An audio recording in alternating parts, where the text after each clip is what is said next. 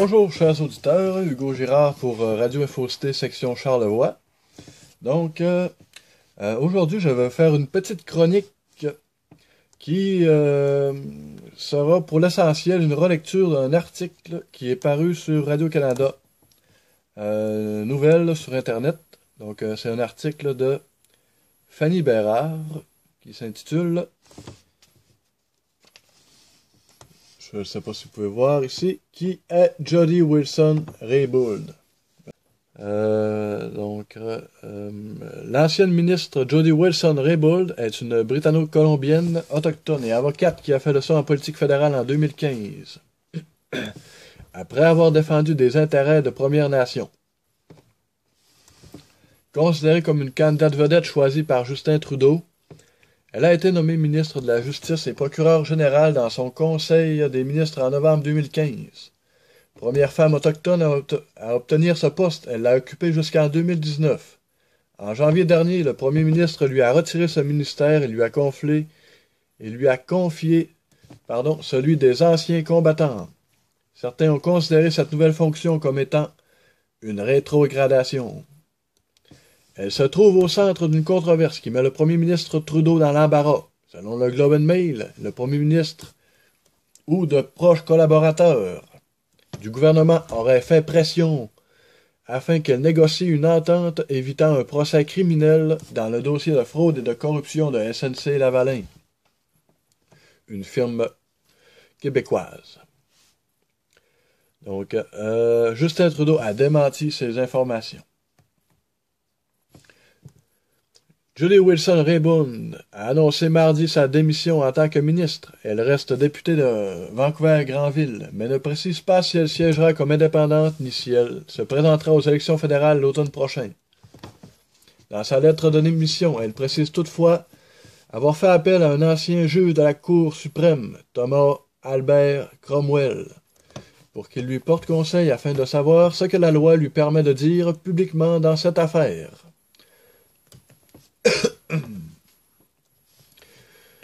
Selon des sources qui se sont confiées de manière anonyme à la presse canadienne, Jody Wilson-Raybould avait un style de gestion qui déplaisait à certains collègues. Ces dernières soutiennent qu'elle dénigrait ouvertement des collègues et qu'elle faisait les choses pour elle-même, pas pour le gouvernement ou le cabinet. Toutefois, la députée libérale Célina César Chavannes a pris la défense de sa consoeur en la décrivant comme acharnée, intelligente et sans complexe.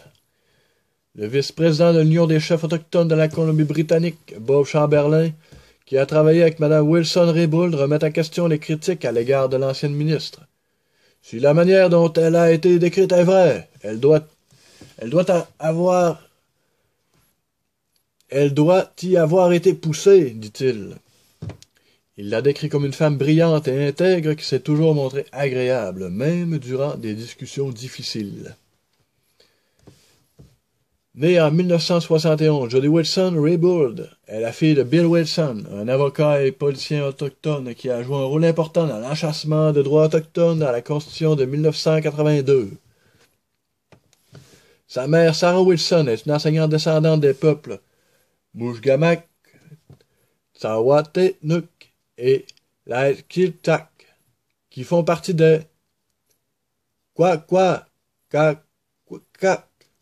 connus également sous le nom des peuples parlant le Kwakwala, et membres de la nation Weweke. Elle a une sœur aînée, Corey Wilson, et a aussi une formation en droit. Donc, sa sœur a aussi une formation en droit. Voilà. Elle s'est mariée en 2008 à Tim Raybould, un professeur d'université qui a été consultant pendant plusieurs années auprès de la communauté autochtone, dont la Première Nation, West Bank, dans la région de l'Okanagan. Les fruits, la vallée de l'Okanagan, les fruits. Sur Twitter, elle utilise son nom, Kwakwala, soit... Donc, c'est ça. Son nom, dans sa langue autochtone, Kwakwala, la langue, le Kwakwala, est Puglas. qui signifie « femme née d'une famille noble ».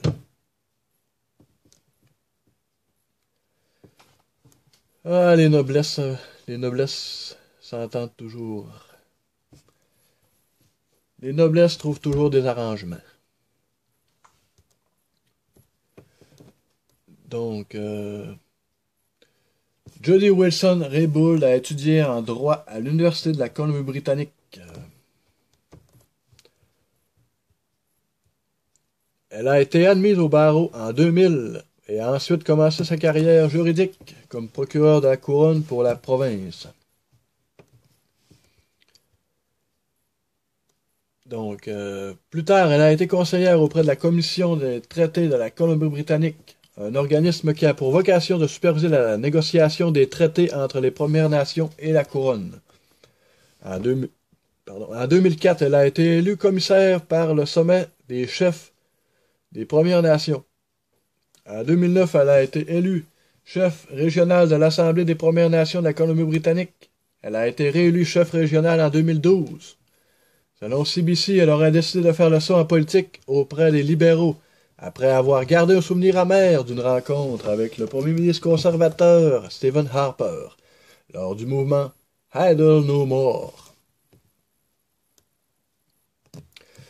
Et voilà, c'est ce qui conclut ma capsule. Merci de votre attention. À la prochaine.